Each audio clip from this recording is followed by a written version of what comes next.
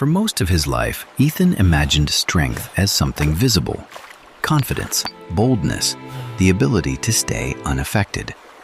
But during a season when his heart felt tired and life asked more from him than he wanted to give, he discovered something different. Inner strength was not the absence of softness.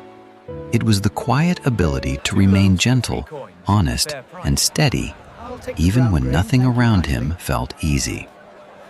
Ethan used to think strong people looked certain.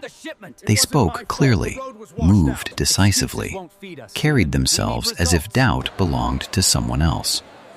From the outside, strength seemed like a kind of emotional invincibility, a way of standing in the world without being shaken by it too much.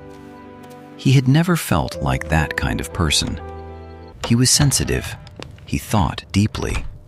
He noticed small shifts in other people's moods and often carried more emotional weight than he meant to. When life became intense, he did not always become sharper. Sometimes he became quieter, slower, more inward. For a long time, he mistook that softness for weakness. But then life gave him a season that demanded something deeper than appearance. Not loud confidence, not perfect control. Something quieter, more durable, more inward. And it was there, in the stillness of several difficult months, that he began to understand what strength really feels like from the inside. One evening, Ethan sat at his desk while the room was bathed in the last golden light of day. It was the kind of light that made even ordinary objects feel thoughtful.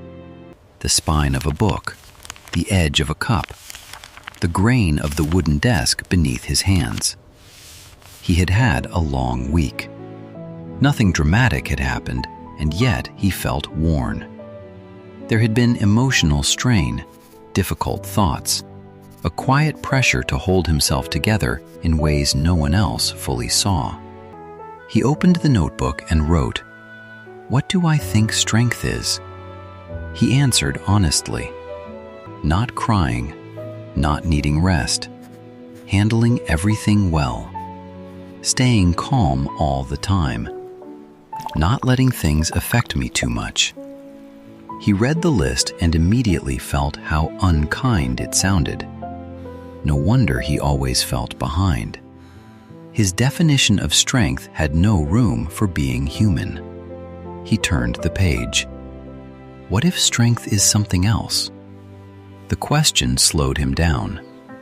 He looked out the window, watched the light shift along the wall, then wrote, "Maybe strength is staying kind when I feel tired. Maybe strength is telling the truth instead of pretending. Maybe strength is resting before resentment. Maybe strength is not collapsing into every difficult feeling. Maybe strength is carrying softness without letting life harden me." That last line touched something deep in him. Carrying softness without letting life harden me. Perhaps real inner strength was not about becoming unfeeling. Perhaps it was about remaining connected to what is good and gentle in you, while still learning how to stand. The idea felt new and relieving. Ethan realized that much of his exhaustion had not come only from life's difficulty. It had come from trying to perform a version of strength that did not fit his nature. A harder voice, a colder face, a more forceful way of living.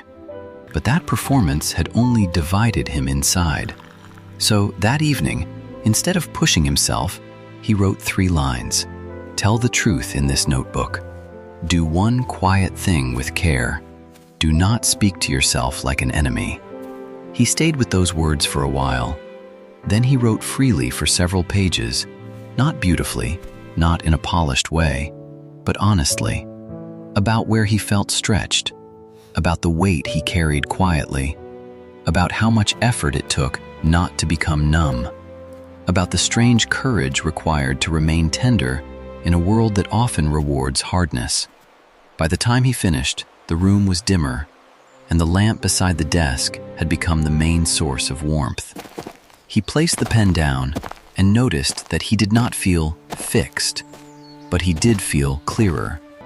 And clarity itself can be a form of strength. Over the next days, he began looking for smaller, more truthful expressions of inner strength in his life. Not dramatic acts, quiet ones. Answering a difficult message without becoming cold. Taking rest before bitterness took over. Holding a boundary without anger. Staying gentle in tone even when tired. Returning to his own center when emotions ran high.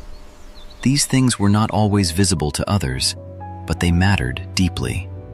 Because inner strength is often built in secret, in how a person speaks to themselves when no one hears, in whether they stay honest under pressure, in whether they protect softness without surrendering direction. Weeks later, Ethan noticed that he no longer envied the loud forms of strength as much as before. He had found another kind, quiet strength, mature strength, the kind that does not need to look impressive to be real. Inner strength is not always loud. Sometimes it is a soft-spoken person who keeps their heart open after disappointment. Sometimes it is someone who rests instead of pretending they are invincible. Sometimes it is the decision not to let pain turn into bitterness. Strength is not only about enduring. It is also about how you endure. Whether you remain honest, whether you remain kind, whether you remain connected to yourself. A quiet room, a notebook, a few truthful lines in the late afternoon light. These may not look powerful from the outside, but often this is where inner strength is formed. Not by becoming harder, by becoming steadier. If this spoke to you, comment, "Softness can be strength." Subscribe for more quiet, heartfelt life stories about healing, courage, and steady growth.